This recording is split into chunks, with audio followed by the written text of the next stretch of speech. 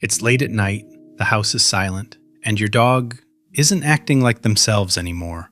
Not dramatic, not loud, just different. They move slower, they look at you longer, and somehow, without anything obvious happening, you feel it. Something is changing. Most people miss this moment because it doesn't look like an ending. It looks like a quiet shift, and that's exactly how it begins. Dogs rarely show pain the way humans do. No complaints, no clear signals. Instead, what they show first is distance. They may stop following you from room to room. They may choose to lie alone instead of next to you, not because they love you less, but because something deep inside their biology is starting to change. In the wild, showing weakness is dangerous. An injured animal becomes a target. So over thousands of years, dogs evolved a powerful instinct: hide vulnerability, withdraw, stay quiet. Even today, that instinct remains. So when your dog starts pulling away, it's not rejection, it's protection. At the same time, their body is doing something else, something far more physical. It's slowing down. Organs begin to work less efficiently. Metabolism drops. Energy becomes limited. So your dog starts conserving it. They sleep more, move less, react slower. Not laziness, not aging alone, but the early stages of biological shutdown. And here's what most people don't realize. Their sleep isn't just longer, it changes. The rhythm shifts. They may be awake at odd hours, restless at night, sleeping deeply during the day. It's as if their internal clock is slowly drifting away from the world around them. And yet, in the middle of all this, there's one thing they haven't let go of. And then, something unexpected happens. Instead of drifting further away, your dog starts watching you more. Not casually, not the quick glances you're used to, but longer, deeper, almost like they're trying to memorize you. They follow you with their eyes across the room. They lift their head just to check where you are. Sometimes, they just stare, quietly. This moment confuses a lot of people, because it feels emotional, almost human, and strangely, it is. There's a chemical behind this behavior, something scientists have studied for years. It's called oxytocin, often known as the bonding hormone. When your dog looks into your eyes, their oxytocin levels rise, and yours do too. It's the same biological system that connects a mother and her child. But here's what's fascinating. In their final days, this behavior can intensify, not randomly, but as a form of connection, almost like their brain is reinforcing the bond one last time. So when your dog looks at you like that, they're not confused. They're not asking for something. They're connecting.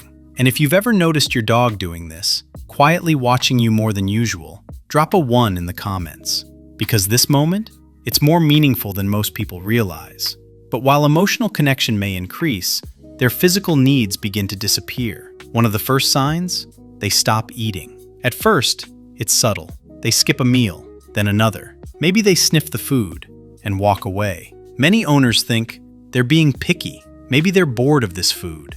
But the truth is much deeper. Their body is no longer asking for fuel. As organs begin to slow down, digestion becomes harder. Processing food takes energy they no longer have. So instinct takes over again. Don't eat.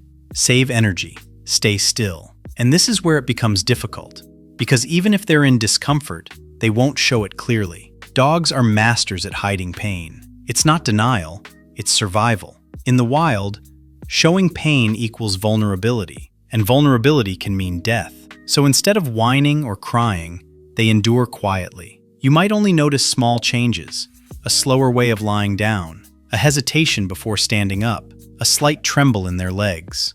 Tiny signals, easy to miss, but incredibly important. Because beneath those small movements, their body is working harder than ever just to keep going. And step by step, you begin to see it. They're not just slowing down, they're letting go. Then, they start choosing places you don't expect.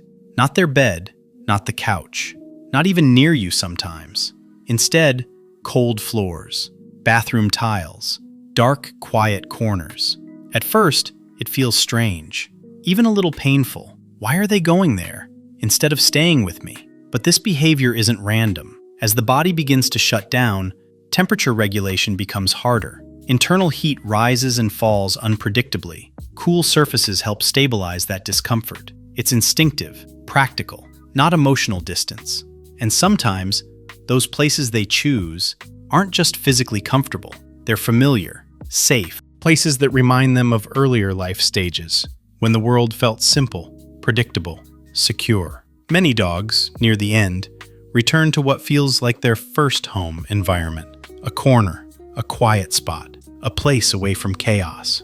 Not because they're leaving you, but because their brain is simplifying the world around them. Fewer stimuli, less noise, less movement, just safety. But then, something shifts again. After moments of isolation, they suddenly want to be close, closer than usual. They follow you again. They lie next to you. They rest their head on you longer than before. This contrast, distance, then closeness, confuses many owners.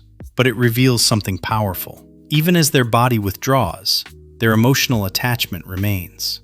Sometimes, it even intensifies. If you've ever experienced your dog becoming unusually clingy during a time like this, drop a 1 in the comments. Because what you felt wasn't coincidence. It was connection at its deepest level. And while this emotional pull grows stronger, their body continues its quiet transformation. One of the clearest signs appears in something we rarely think about: breathing. It becomes slower, then uneven, sometimes shallow, sometimes unexpectedly deep. There may be pauses, moments where you wonder if they're about to take another breath. This isn't random. It's the nervous system gradually losing its coordination, the automatic rhythm of life becoming less stable. And alongside this, their mind may begin to change too. You might notice confusion. They walk into a room and stop. They look around as if something feels unfamiliar. They may not respond to their name immediately. This isn't stubbornness. And it's not just aging. It's cognitive decline.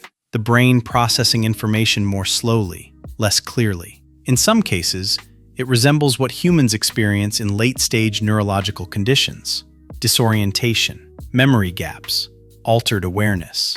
But even in those moments, even when they seem lost, there's one thing many dogs still recognize with surprising clarity. And just when you think you understand what's happening, something unexpected can occur. Your dog suddenly seems better. They stand up more easily. They eat a little. They look more alert, even wag their tail again. For a brief moment, it feels like hope, like maybe they're recovering. But this phenomenon has a name. It's often called the final rally, a short-lived surge of energy that can happen near the end of life. From a biological perspective, it's not recovery. It's the body releasing remaining reserves, a temporary rebound before shutdown. And emotionally, it can be one of the most confusing experiences for owners, because it feels like a second chance. But in reality, it's often a goodbye in disguise. And that's when the smallest behaviors begin to matter the most. Your dog may come closer than usual, rest beside you quietly, place their head on your lap, and stay there. No urgency, no demand, just presence. Dogs don't understand death the way humans do, but they do understand connection. They read your tone, your breathing, your emotions. Studies in animal behavior show that dogs are highly sensitive to human emotional states, even subtle ones. So when you feel sadness, they feel the shift. And in their own way, they respond.